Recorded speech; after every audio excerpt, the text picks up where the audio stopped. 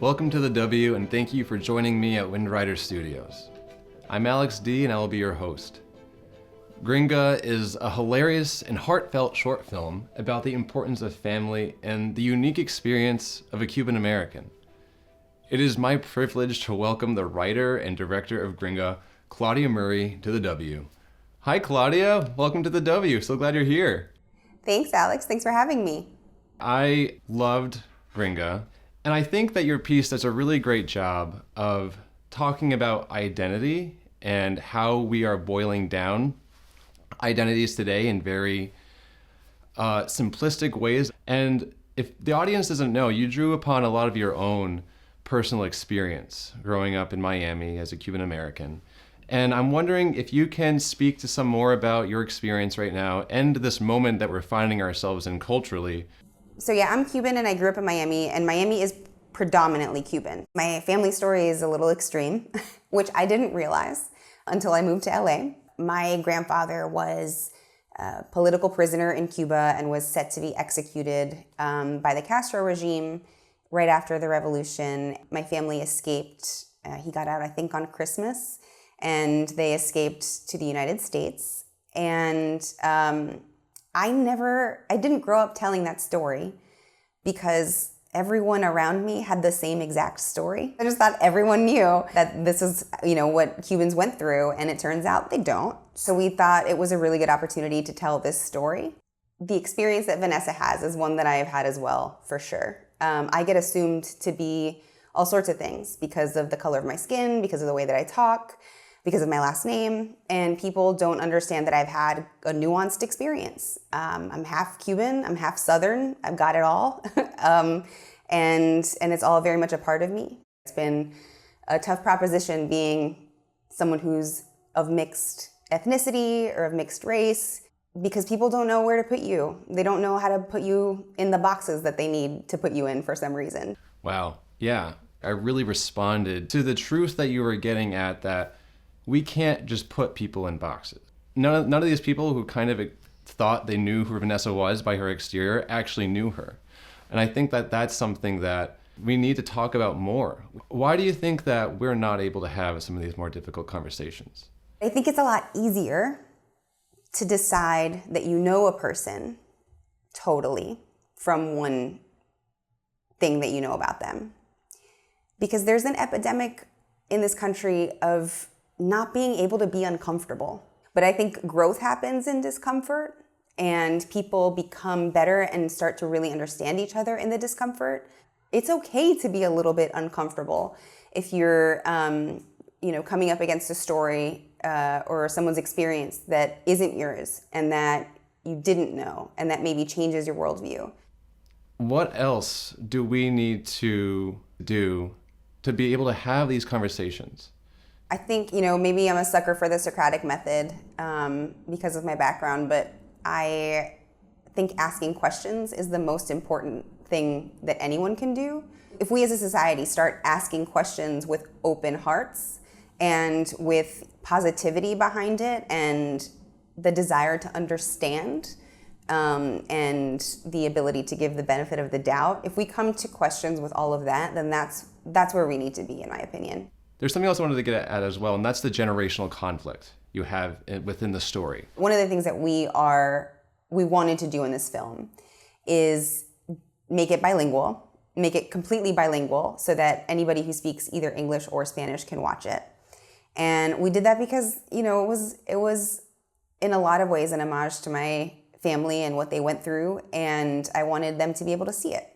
But more than that, I think that it reflects personality conflicts and just differences of opinion and perspective from different generations. And I think the key for us in Gringa was Ruben, who played the grandfather.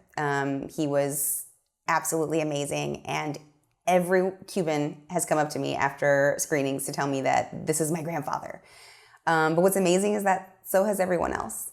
So many other people have come up to, people who are not Cuban or even Latino or Hispanic, have come up to me to tell me that that's their grandfather too.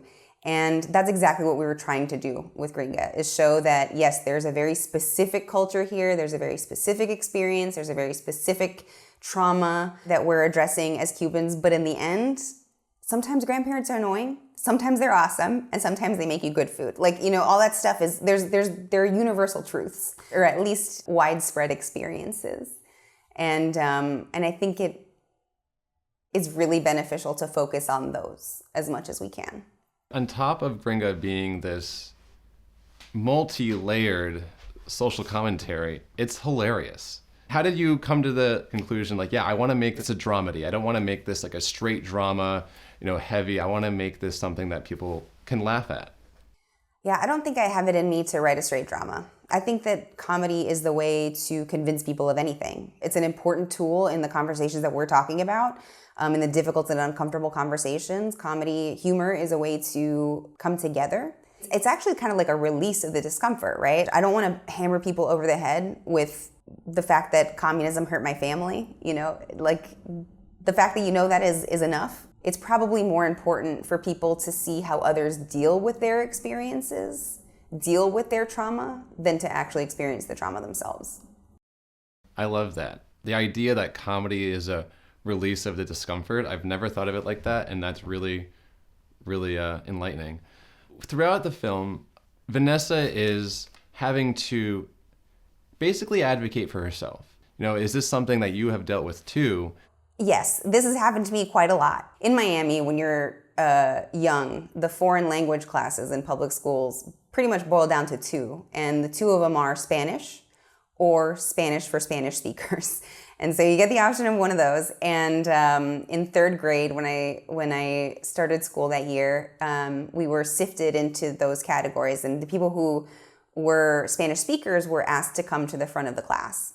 And I didn't speak English till I was 5. I was told to go sit down because I looked the way that I do. And when I was a kid, I had blonde hair, and my last name was Murray, and the teacher told me to sit down.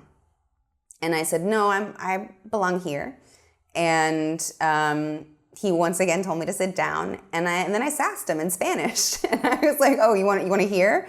I'll tell you, I speak Spanish. And I sassed him, and apparently he told my mom afterward, and she was very proud of me. If I were a person who didn't advocate for myself, I would have sat down, and I would have lost the richness of learning Spanish literature instead of learning Spanish words. I am a huge advocate for advocating for yourself, and that is what Vanessa does throughout the film, because you have to. If you are a person who is assumed to be something other than what you are, you have to let the world know. In general, I think it is a privilege to live between two worlds, because although it is difficult, it also has colored my experience to the extent that I can see way more perspectives than I think most people can, just off the bat. I come back to Genesis with this, with being like, we are all made in the image of God. And we're all different, and we all have to see God in the other person. This story doesn't really hit on faith necessarily, but that still hits me as a person of faith. And I'm wondering if there's any other themes in the story that you tried to subtly weave into the film that touch on any other faith aspects that the viewer should think about or try and reflect on. There are so many. How long do you have? So it comes, I mean, religion is such a huge part of the Hispanic culture, of Latino culture in general. My journey becoming an artist, becoming a creator, is inextricably linked to the divine creator, because I've realized since making this my vocation that we're all creators, and we're all doing it because we were made in his image. We have the impulse, we have the instinct to do it. It makes filmmaking and it makes art less lonely to realize that you're just the vessel. You're not even the person really putting the words on the paper. You're just the mechanical part of it. It doesn't feel like it's coming from us. And I don't know if you picked up on the themes, but they were definitely in there because it was a huge part of why we did what we did with Gringa. Claudia, thank you. It has been awesome getting to talk to you and going deeper with your film, and thank you for stopping by on The W today. Thank you so much for having me. I'm Alex Dee, and I look forward to seeing you next time on The W.